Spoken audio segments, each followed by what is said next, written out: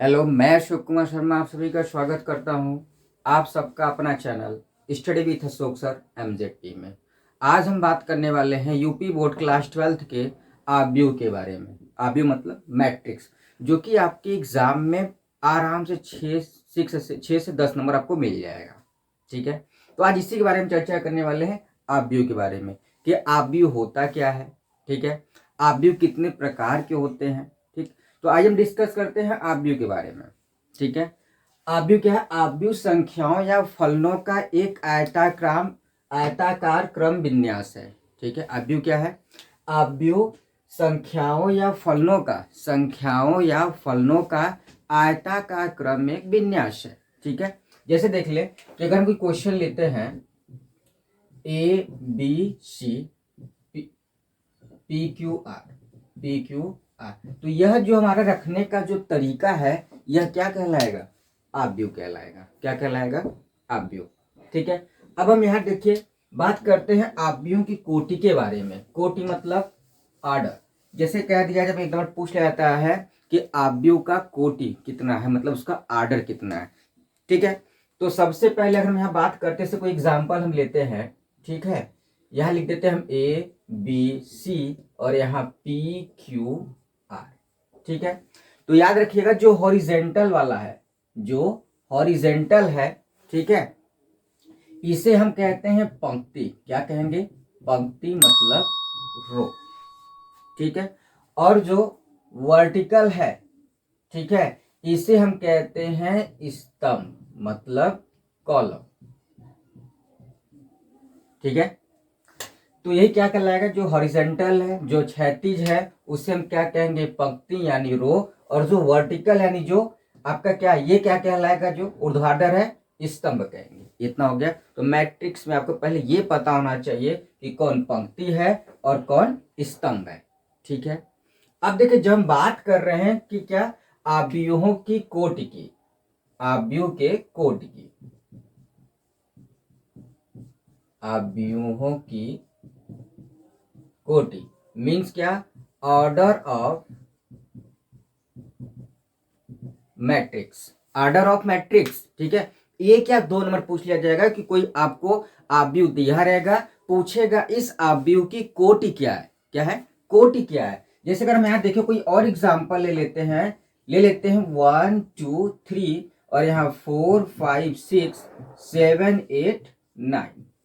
ठीक है, तो हमें देखना है कि इसमें पहले कितने पंक्ति है, फिर इसके बाद देखना है कितने कॉलम है। ठीक है, अब देखो हमने यहाँ भूल गया, तो पंक्ति को मान लीजिए यम से दिखा रहे हैं और स्तंभ को मान लीजिए हम यन से दिखा रहे हैं। ठीक है, तो सबसे पहले जो मैंने एग्जाम्पल लिया है, पता करना है कि जो आव्यूह आपको दिया गया है इसकी कोटि कितनी है। 1 नंबर में आपको पूछ लिया जाएगा कि कोई आपको दिया रहेगा क्वेश्चन, आपसे पूछा जाएगा जो आव्यूह दिया गया है उसकी कोटि कितनी है। ठीक है, तब जैसे देखिए यहाँ पे हम सबसे पहले मैंने बोला क्या देखेंगे हम? पंक्ति। देखो पंक्ति कितनी है? 1 पंक्ति, 2 पंक्ति और 3 पंक्ति। यानी अगर इसकी हम बात करें पंक्ति यानी रो कितनी है? 3। अब कॉलम की बात करते हैं, देखिए ऊपर से 1 2 3, यानी कॉलम कितने हैं? 3। कॉलम मतलब क्या? सॉरी, स्तंभ। कॉलम मतलब स्तंभ। कितने हैं? 3। और इस तरह से अगर इसकी हम कोटि देखें, कोटि मतलब ऑर्डर। ठीक है, तो कितने पंक्ति हैं? 3। अब देखिए जब कोटि हम दिखाते हैं तो यम क्रॉस यन से, यम क्रॉस यन से, यानी पंक्ति हमारा यम इक्वल टू 3 और स्तंभ यन बराबर भी क्या है? 3 है। तो जब इस कोटि, इसका कोटि क्या हो जाएगा? 3 क्रॉस 3 का, यही क्या हो जाएगा? इस आव्यूह का कोटि हो जाएगा। ठीक है, कोई और एग्जांपल लेते हैं हम।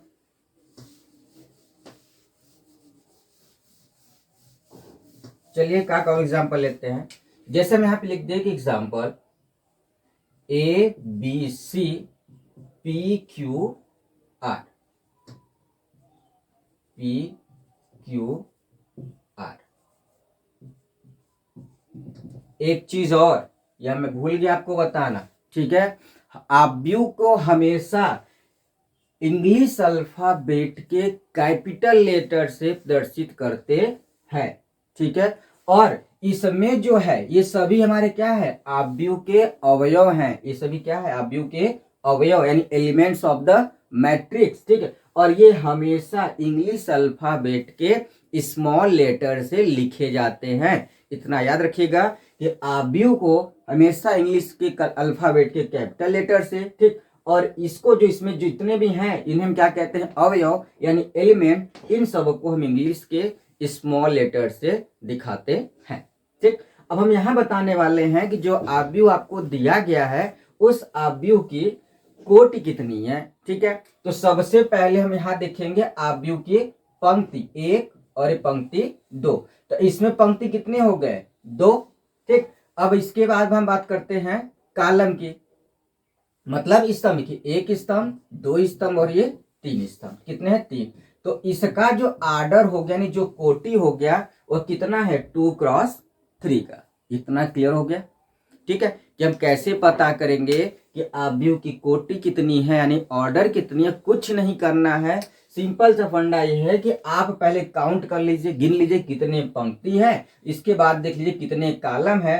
तो वही हमारा क्या हो जाएगा, 2m×n यानी 2x3 हमारा क्या हो जाएगा, आव्यूह की कोटि हो जाएगा, ठीक है। अगर इनका हम मल्टीप्लाई गुणा करें तो 6 एलिमेंट यानी 6 अवयव इसमें है। देखो 1 2 3 4 5 6 अवयव हैं, ठीक। अब हम बात करते हैं, आगे चलते हैं आव्यूहों के प्रकार के बारे में। आव्यूहों के प्रकार,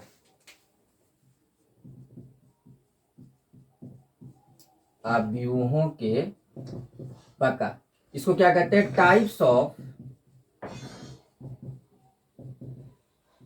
मैट्रिक्स। क्या है, टाइप्स ऑफ मैट्रिक्स। मैंने लिख रखा है पहले यहाँ पे। आव्यूह में कौन कौन से पढ़ने वाले हैं, स्तंभ आव्यूह यानी कॉलम मैट्रिक्स, फिर पंक्ति आव्यूह, रो मैट्रिक्स, वर्ग आव्यूह, स्क्वायर मैट्रिक्स, विकर्ण आव्यूह, डायगोनल मैट्रिक्स, अदिश आव्यूह, स्केलर मैट्रिक्स, तत्समक आव्यूह, आइडेंटिटी मैट्रिक्स, शून्य आव्यूह, जीरो मैट्रिक्स। तो देखिए हम पहला बात करने वाले हैं स्तंभ आव्यूह की।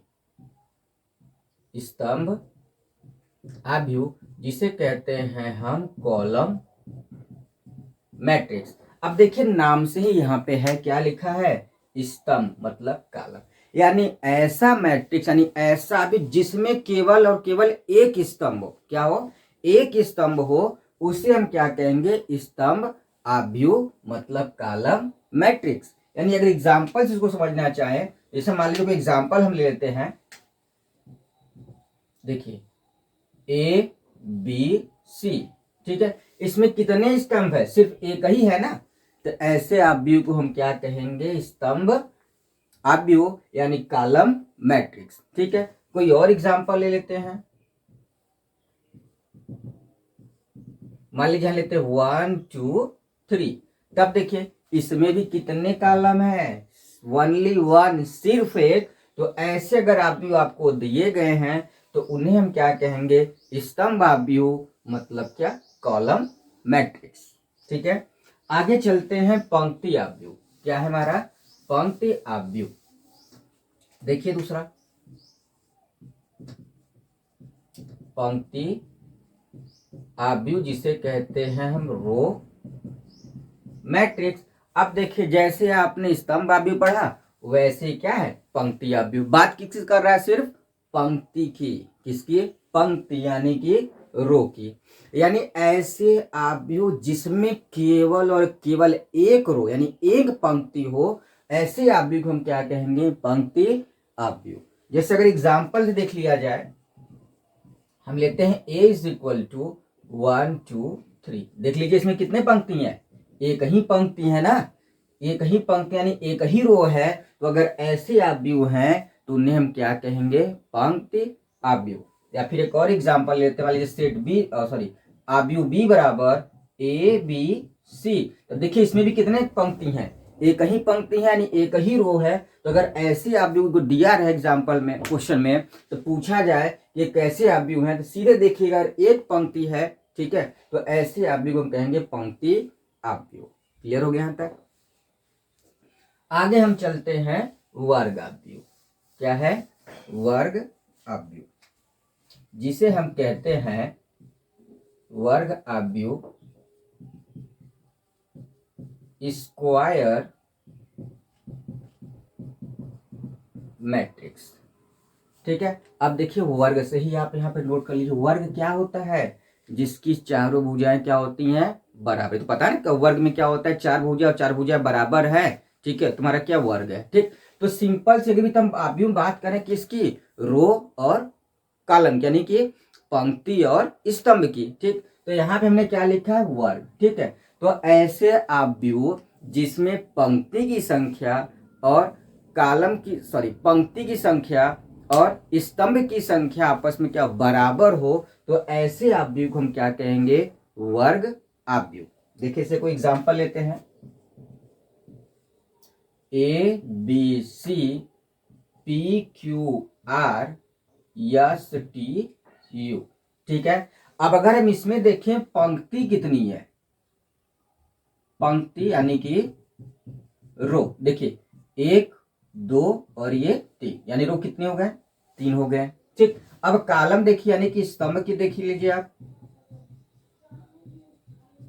ठीक है, देखिए 1 स्तंभ 2 स्तंभ और ये 3, ये पूरा आपका है। ठीक है, 1 स्तंभ 2 स्तंभ और ये 3 स्तंभ, कितने स्तंभ है, 3। अब देखिए पंक्ति भी 3 है और स्तंभ भी 3, तो जब पंक्ति और स्तंभ आपस में क्या हो, बराबर हो, तो ऐसे अवयव को हम क्या कहेंगे, वर्ग अवयव। ठीक है, अगर हम इसकी कोटि बात कर ले तो कोटि कितना है, 3x3 का। ठीक है, एक और एग्जाम्पल अगर हम देख लेते हैं। ठीक है, मान लेते हैं set A is equal to 1 2 3 2 1 4 6 2 3। ठीक है, तब सिंपल भी यहां पे देखिए पंक्ति कितने हैं, यहाँ पे पंक्ति देखिए 1 2 3, कितने हैं 3, और यहाँ स्तंभ की अगर हम बात कर ले, कितने स्तंभ है, 1 2 3, कितने हैं 3। तो अब देखिए यहाँ पे पंक्ति भी 3 है और स्तंभ भी 3, तो अगर ऐसे अवयव दिया रहेगा तो हम उसे क्या कहेंगे, हम वर्ग अवयव, वर्ग अवयव। ठीक है, तो इसकी अगर हम बात कर ले, इसकी कोटि कितनी हो जाएगी, कोटि कितना है, 3 रो है और 3 कॉलम, यानी 3 हमारा क्या है, पंक्ति है और 3 स्तंभ है, तो ऐसे अवयव हम क्या कहेंगे, वर्ग अवयव। क्लियर है। अब देखिए हम बात करते हैं विकर्ण अवयव की, विकर्ण अवयव।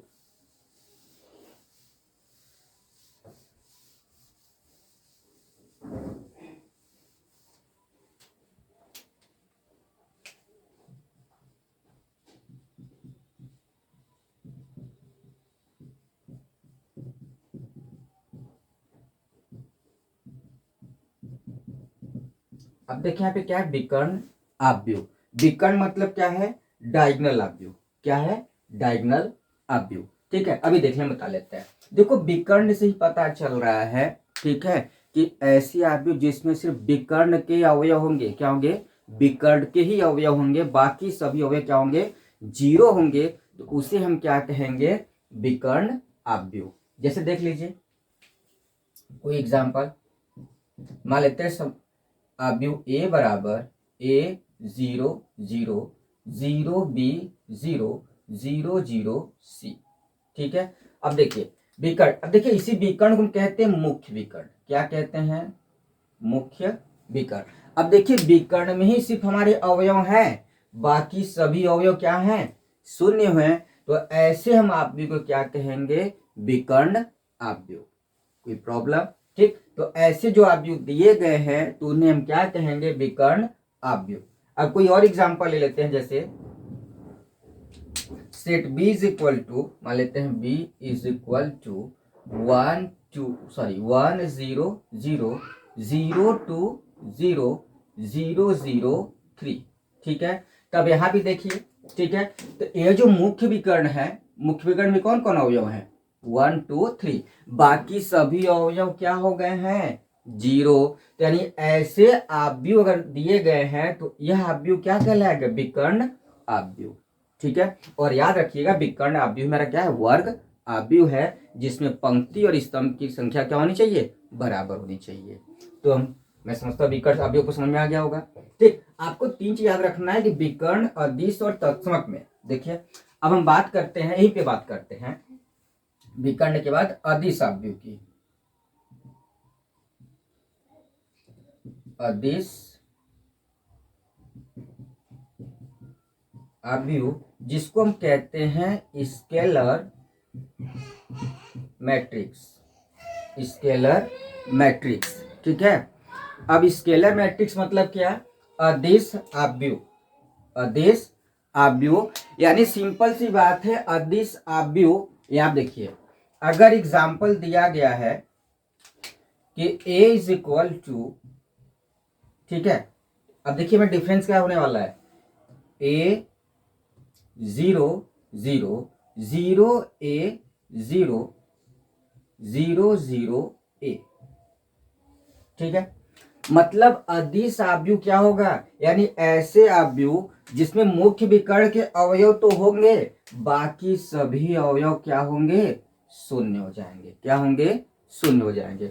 और ये भी ध्यान रखें, जो मुख्य विकर्ण के अवयव होंगे वो सभी क्या होंगे? समान होंगे। क्या होंगे? समान। जैसे देखिए for example, a is equal to हम लेते हैं 2 0 0 0 2 0 0 0 2।